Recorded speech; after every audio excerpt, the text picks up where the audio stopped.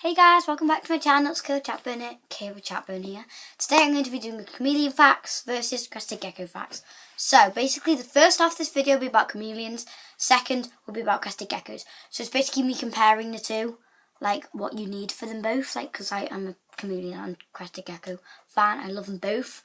I've had a chameleon and I'm getting a Crested Gecko, so yeah, kind of an expert now. But yeah, so let's get right into it. So, yes, for the chameleon part.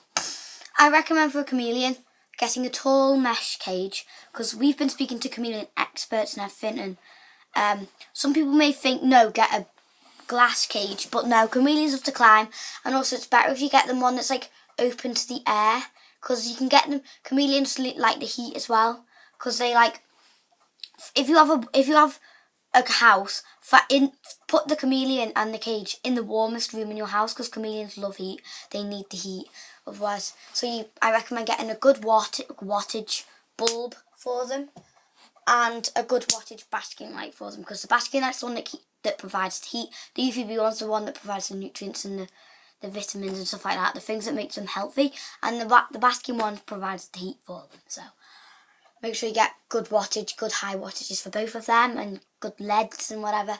And get what are they called? The things that you put them in.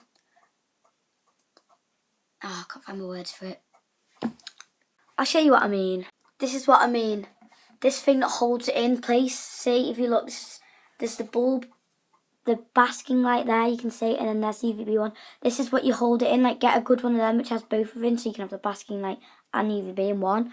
So yeah, but this is what I mean by a tall mesh cage, because it needs to be so you can have it good, and then you have an extension to plug it all in. And I recommend a timer as well, so it'll go off at a certain time. So like maybe it'll go on, it'll still turn on at 8 o'clock in the morning, or it'll go off at 9 o'clock at night, something like that. So yeah, I recommend getting a good wattage.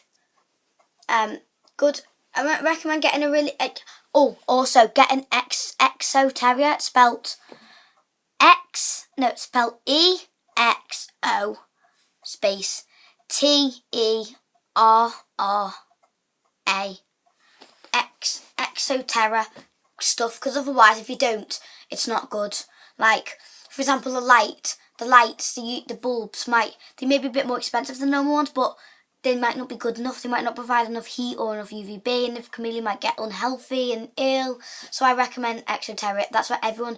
I don't know anyone. In fact, I've never seen any reviews that people don't have Exo Terra stuff for any lizards, any animals. Because for reptiles, the only ones that have Exo Terra, it's a lizard make, but a reptile make. But don't get anything, even the setup, like the cage itself, just get an Exo Terra one. Get an Exo Terra thing that holds the bulbs in, I don't know what they're called, and get an Exo Terra bulbs as well. So get an Exo Terra basking bulb, an Exo Terra UVB bulb, and an Exo Terra light thing that you screw them into, what I just shown you before. And also get a thermometer, but in Fahrenheit.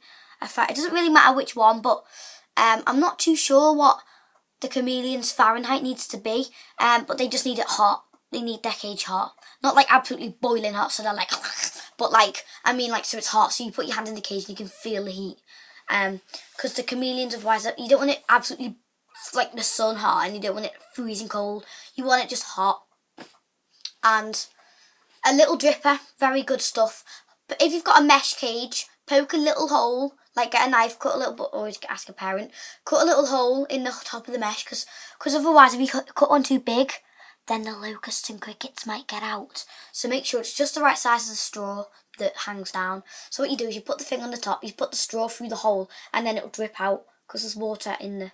I'll show you what the drippers look like. That's all stuck. That's the bit that holds the water in there. Oops. This is the bit that holds the water in there. And then the straw hangs through and drips water out of, so it hangs through. So I recommend one of them, because then if you're at school, or if you're out for the day, then you'll know that your chameleon gets the right amount of water. Because what I did was every morning I'd absolutely soak it with my spray bottle. Soak my chameleon and soak the place, but then it dries up really quickly, and if they don't get a chance to drink it, then they have to wait till you come home. So, for example, me, I go to school for like 6-7 hours, so he has 6-7 hours of that without water. So the dripper just drips on the stuff throughout the day so they can get enough water they want. And then at night, when you come from school, also give it a good soak, just in case the little dripper doesn't drip too much water and they don't get enough. Oh, drop this now, great, and I figured better it's on 69. Let's just pop this there. Anyway, so as I said about the little dripper, I recommend one of them, and also completely spray the place every morning and every evening. And I recommend getting a timer from like B&Q or something, so that you can plug the things in and then it's set the time, and at a certain time it'll go off. So yeah, also I recommend ficus plants. Really love this ficus plant. It's still here actually. Dandelion plants, no, it's dead. I only had it. It came the day after Rio died. That's how long it took to come, and it's dead already because it had to come in the post. A plant in the post, I know. Get a little water dish as well. I know chameleons don't drink like a dog out of a bowl, but just get it there just in case they get like so thirsty and you have no choice. They'll come down and maybe lick some out, but just in case, just have a bowl of water. Or if you just don't want to do that, fill that bowl full of mealworms or waxworms or whatever your chameleon eats, mealworms, waxworms, whatever. And then also plant. I don't know if your chameleon, you have to just test these things out. It doesn't mean your chameleon will absolutely love it. It might hate it. It won't kill it though, I don't think. So just try these things out. Just experiment with it. So say for example, me and my mum, we'd heard that they like vegetables covered in this calcium. This is the calcium. This stuff. This is the Komodo stuff, and this is the calcium. So we use this a lot. And we also had these little packets of foods. These things. We had these, and basically we got lettuce, just ordinary lettuce, and sprinkled the dust on it, on the lettuce, and he ate that. He loved it. He ate it all the time. He loved it. So I recommend that. Give that a try. If he doesn't like it, then don't bother. But just give it a go. You might like it. You never know. These are the foods you can give chameleons. You can give them crickets, locusts, mealworms, waxworms. Yeah,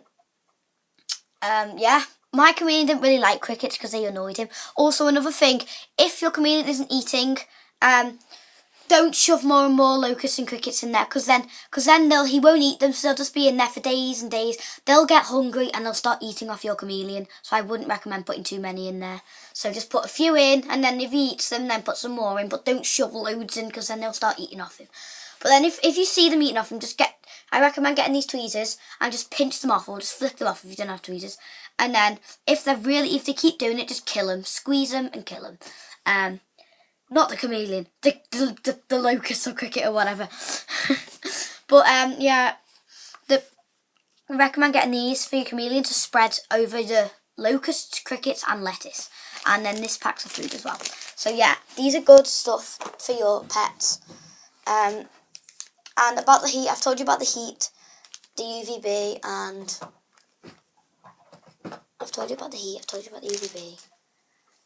Told you about the cage, and oh yeah, also have lots of vines, sticks, twigs, things for them to climb up. Make it all creative. Just be creative with it. And every weekend, me and my mum clean them out every weekend, and we moved it around because they get a bit bored of the same things. So move the stuff around. So say for example, if you have a twig at the back and then a vine overlaps in all the plants and the ficus, maybe move the ficus at the back and just make the twig go all the way to the top, and just experiment with it. And then the chameleon would be happy.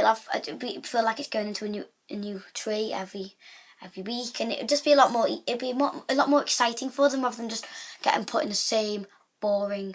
Oh, a really important thing as well. If you see a chameleon poo on the floor anywhere, get rid of it, because if it eats it, it might. If you leave it there, if it's been on the floor for days, it'll start to get all disgusting and get all things grown to it. It'll go all rank, and then your chameleon might eat it, get ill or die. So if you see poo, just get it out as soon as you can. Quick now, do it if it's there. End this video and go and get poo out now.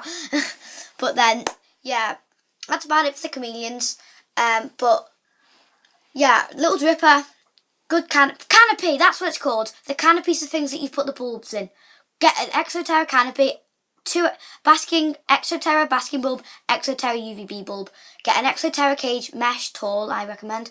Get ficus plants, get twigs, get stuff, and just make sure get a thermometer as well so you know the temperature of your chameleon's cage. Also, I recommend getting this chameleon care book from Pets at Home, and get a cricket pen as well to put the crickets in, because then all you need to do is get this. It comes with tubes, and you just slide them in and chuck all of them out, and then if there's too much you can just put them back in. But yeah, but if you are going to get a chameleon, I just want to tell you this now, they are not beginner pets, okay? So if this is your first lizard, don't get a chameleon, please. I got a chameleon as my beginner pet, and he died within exactly 2 months. So I'm really sad, because if I knew that they were that hard to look after, I wouldn't have got one, because obviously I love Rio and all. I love him so much, but I didn't want him to die. He could have been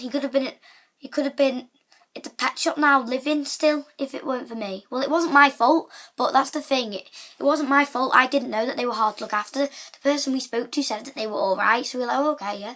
But we did our best. We did really well, actually. It's kind of a shock how Rio died. We didn't actually know.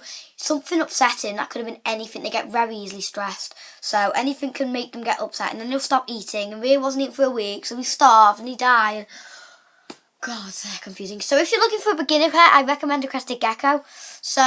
But if you're an expert, you've had lizards before, then get a chameleon. Try it out. So now on to the Crested Gecko part. So now on to the Crested Gecko part. So we'll go. Anyway, so Crested Geckos, they need, in Fahrenheit they need from, I think it's 50 to 80,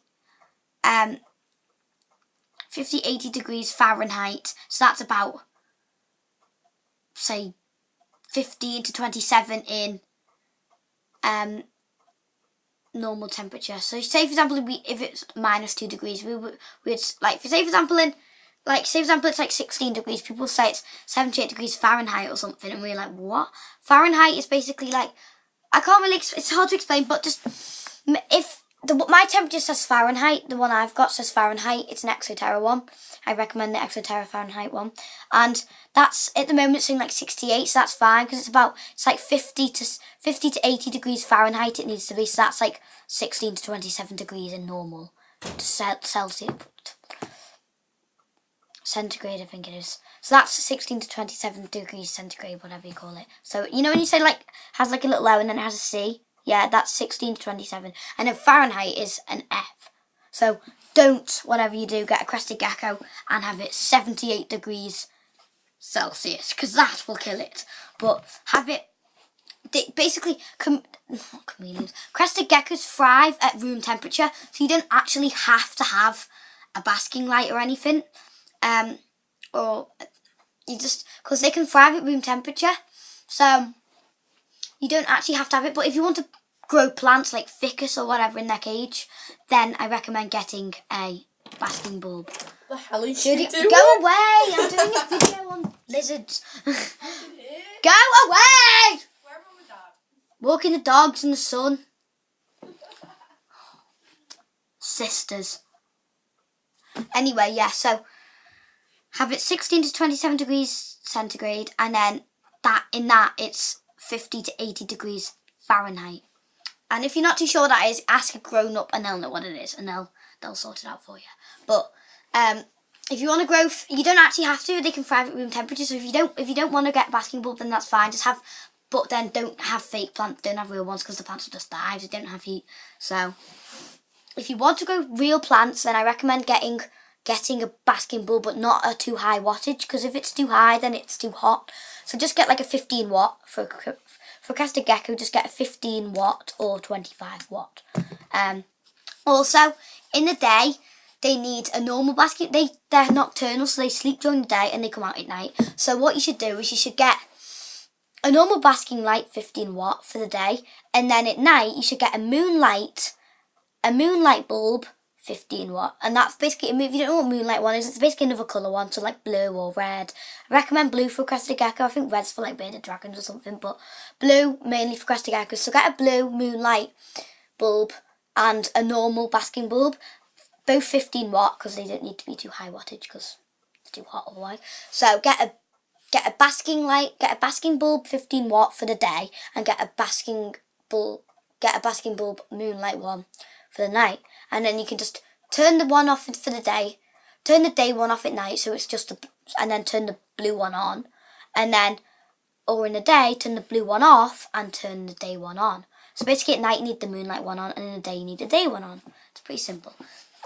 Both 15 wattage and both 15 watt. It's spelled watt, W-A-T-T, by the way. Crested geckos again love to climb, so get them lots of sticks, twigs, vines. They like wood. They like the feeling of wood as well. And crested geckos, that if you don't like feeding them live things, you can give them crickets if you want. But if you don't want to give them like live insects at all, then get them. All you need to do is get this powdery stuff, as I showed you before, the Chameleon Komodo stuff, but get a Crested Gecko one. Like a Crested Gecko version. You don't want to give them a Chameleon one. Get them a Crested Gecko one. And so basically it's just like this sprinkly stuff. It's like this dust you sprinkle over. But what you do is you get water, like a bowl of water. You put the dust in the water, mix it, and then you can put like fruits in there as well. Like put some fruits in there, and they'll be happy with that. They'll eat that, and that's good for them. Lots of people give them fruit with dust on and water and stuff. And also, yet again, give them a little dripper so they can get enough amount of water.